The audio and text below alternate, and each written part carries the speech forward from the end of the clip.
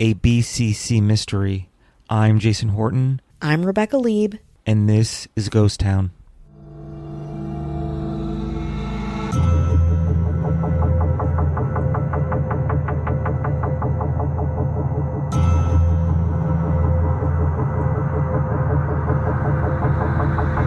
I love the idea of contact or communication with the dead, but I'm not alone. Famously, Harry Houdini was obsessed with communicating from beyond the grave.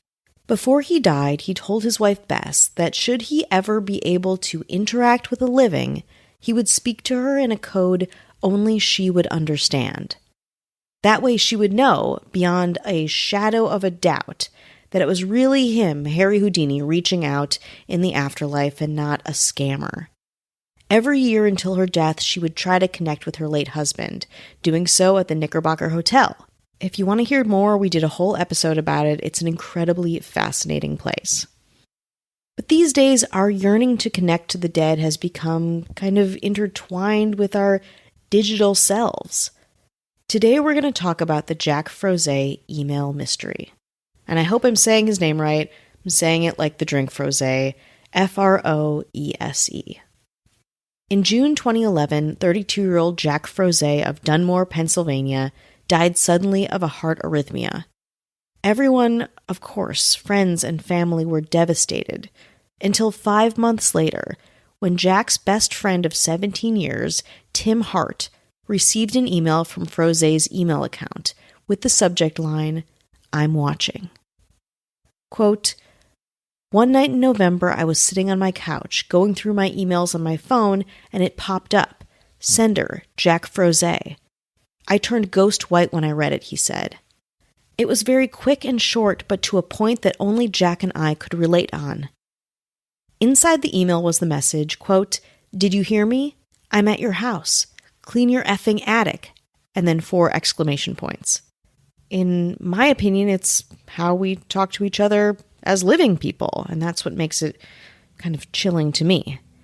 Before Froese died, Hart said the two had been alone in Hart's attic, talking about what to do with the space. "Just he and I up there," Hart said. "That's it." Within it, the email had the strange humor of Froese and Hart, the brevity of how they communicated to each other. It was chilling, but it didn't stop there. Let's take a break. Froese's cousin Jimmy McGraw broke his ankle, and a week later he received an email from Froese's account. The email said, quote, "I knew you were going to break your ankle. Tried to warn you. Gotta be careful." McGraw says, "I'd like to say Jack sent it just because I look at it as he's gone, but he's still trying to connect with me. Trying to tell me to move along, to feel better." The source of the emails is still a mystery, but of course, it's not hard to hack an email. Still, Froese's friends say no one has his password. Hart said he thought Froese's mother might have been sending them, but when he asked her about it, she said, quote, "Think what you want about it, or accept it as a gift."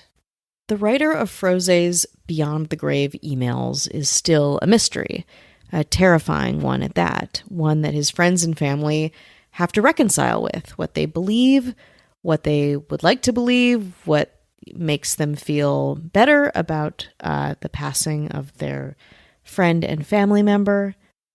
Ghost Town isn't new to messages beyond the grave, of course, but usually we cover someone infiltrating a deceased person's accounts, or a spam, or a hoax.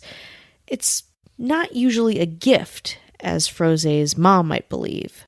In my humble opinion, getting emails, excessive emails, from the dead or the living is something that is very unwelcome and extremely terrifying.